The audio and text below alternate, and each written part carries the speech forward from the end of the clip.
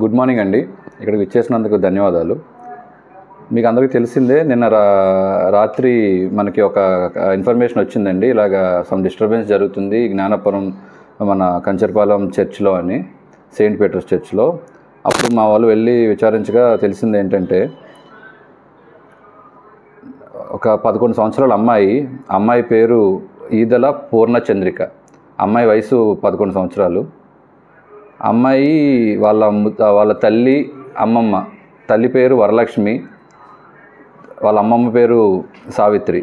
వీళ్ళతో కలిసి నిన్న మార్నింగ్ కంచరపాలెం చర్చికి రావడం జరిగింది.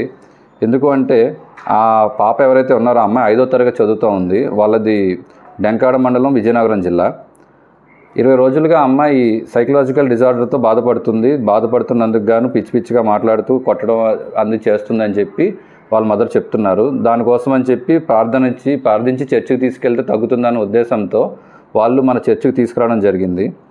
తీసుకురాగా మార్నింగ్ తీసుకొచ్చారు. దాని తర్వాత చర్చిలో వాళ్ళు మాట్లాడగా వాళ్ళు దీంట్లో ఫర్దర్గా మీరు కొత్త వలస తీసుకెళ్తే బెటర్ అండి, ఇక్కడ ప్రస్తుతం మేము పూజ చేసాము, కొత్త వలస కూడా తీసుకెళ్ళమంటే కొత్త వలస కూడా తీసుకెళ్లారు. కొత్త వలస కూడా తీసుకెళ్ళి కొత్త వలస నుంచి మళ్ళీ వెనక్కి ఈవినింగ్ చర్చి వరకు రావడం జరిగింది.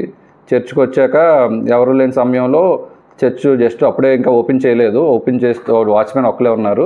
ఓపెన్ చేయగానే చర్చ్ ఓపెన్ చేస్తారు. ఇంకా ఎవరు లేరు, ఓన్లీ తల్లి, అమ్మమ్మ అండ్ ఆ పాప ఉండగా పాప కొంచెం అరుస్తూ గట్టిగా పిచ్చిగా కేకలు వేయడం చేస్తుంటే ఆవిడ్ని వాళ్ళు మదర్ అండ్ గ్రాండ్ మదర్ ఇద్దరు కలిసి కొంచెం కంట్రోల్ చేయడానికి ప్రయత్నించారు. ఆ కంట్రోల్ చేయడానికి ప్రయత్నిస్తున్నప్పుడు ఆ పాప ఆ గ్రాండ్ మదర్ యొక్క చేయి కరవడం, అలాగే వైలెంట్గా బిహేవ్ చేయడంతో ఆ అమ్మాయిని రిస్ట్రిక్ట్ చేద్దామని చెప్పి స్కార్ఫ్ అది కూడా కొంచెం ముఖానికి కట్టడం జరిగింది.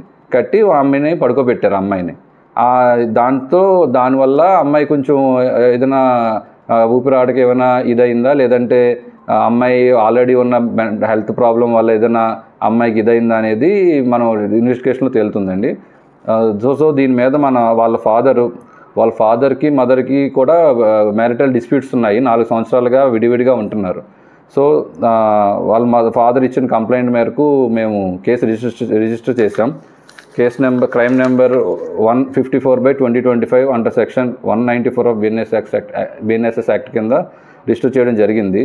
ఫర్దర్గా దీంట్లో మనం ఇన్వెస్టిగేషన్లో ఫర్దర్గా ఏమైనా అసలు కాజ్ ఆఫ్ డెత్ ఏంటనేది కూడా మనకి తెలియడం జరుగుతుంది. అమ్మాయి నేటివ్ ప్లేస్ వచ్చేసి డెంకాడ్ గ్రామం అండి, విజయనగరం జిల్లా. ఎవరు తీసుకురాలేదండి, వాళ్ళ మదరు గ్రాండ్ మదర్ ఇద్దరే తీసుకొచ్చారు అమ్మాయిని. ఇక్కడ ప్రార్థిస్తే మాకు మంచి జరుగుతుంది అన్న ఉద్దేశంతో వాళ్ళు ఇక్కడ తీసుకురావడం జరిగింది. వాళ్ళు ఫస్ట్ నుంచి కూడా వాళ్ళు హిందూసా సార్, లేకపోతే క్రిస్టియన్సా? వాళ్ళు క్రిస్టియన్స్ అండి ఫస్ట్ నుంచి. సో వాళ్ళు ఫాదర్ మదర్ ఎప్పటి నుంచి సార్ అంటే వేరేగా ఉంటున్నారు? 4 years నుంచి వేరేగా ఉంటున్నారు అని చెప్పి. సో ఈ అమ్మాయికి బాగాలేదని ఇద్దరు కలిసి తీసుకురావడం జరిగింది సార్? వాళ్ళ అమ్మమ్మ వాళ్ళ అమ్మగారు కలిపి తీసుకురావడం జరిగింది సార్.